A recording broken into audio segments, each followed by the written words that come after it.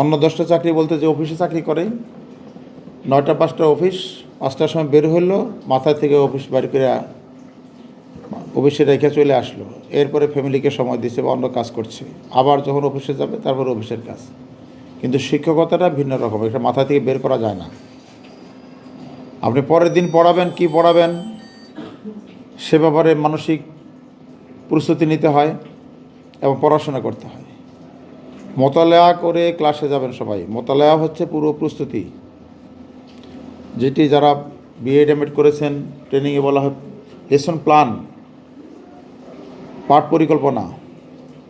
পাঠ পরিকল্পনা লিখিতভাবেই হতে হবে আমি সেটা বলছি না, যার যার ক্লাসের সাইজ অনুযায়ী।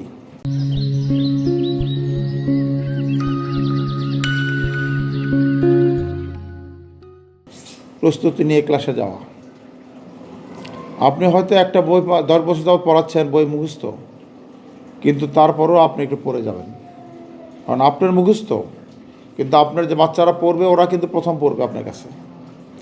আপনি যখন নিজে প্রস্তুতি নেবেন তখন দেখবেন যে আপনার কাছে ধরা পড়বে যে এটা 10 বছর যাবত পড়াচ্ছি, কিন্তু এই লাইনটা ছাত্রছাত্রীরা একটু কম বোঝে, কেন হোঁচট খায়, এই শব্দটা একটু কঠিন আছে। তখন আপনি চিন্তা করবেন, পরিকল্পনা নেবেন যে এটি সহজভাবে কীভাবে উপস্থাপন করা যায়, কোন উদাহরণটা দেওয়া যায়, এটার সাথে প্রাসঙ্গিক কোন গল্পটা বলা যায়। তাহলে এই যে প্রস্তুতি নেই, এটি আপনার মোতালেয়া, এটি আপনার পাঠ পরিকল্পনা।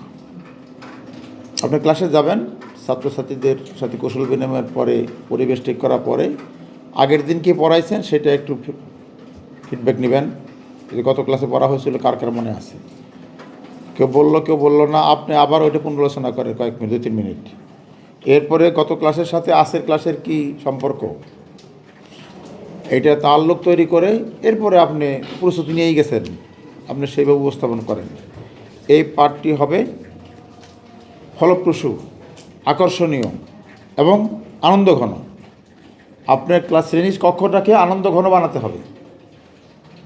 শুধু ধমকায়া, ভয় দেখায়া, বেতের ভয় দেখায় সেটা সেই দিনও চলে গেছে, এটা ব্যয়নি, কিন্তু সেই দিকে আমরা যেতে পারবো না।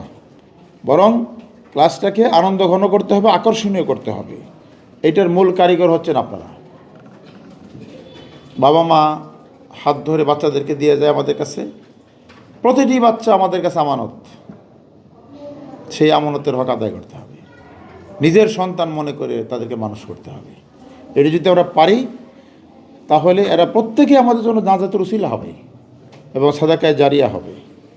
আমি যখন থাকবো না, আপনারা থাকবেন না, তারা দোয়া করবে। মাদ্রাসার স্থাপন, পাঠদান অনুমতির স্বীকৃতি, এগুলোর যে প্রচলিত বিধিবিধান ছিল ইতিপূর্বে, সেগুলোকে আমরা সংশোধন করে সংশোধিত নীতিমালা আমরা তৈরি করেছি এবং সেটি সহজলভ্য করেছি। মানে যে সমস্ত শর্ত ছিল শর্ত শিথিল করেছি। আগে দাখিল মাদ্রাসা স্থাপনের জন্য দূরত্ব 4 কিলোমিটার শর্ত ছিল, 4 কিলোমিটারের ভিতরে কোনো নতুন মাদ্রাসা হতে পারবে না। আমরা সেটা 2 কিলোমিটার করছি, অর্ধেক নামায় নিয়ে আসছি দূরত্ব।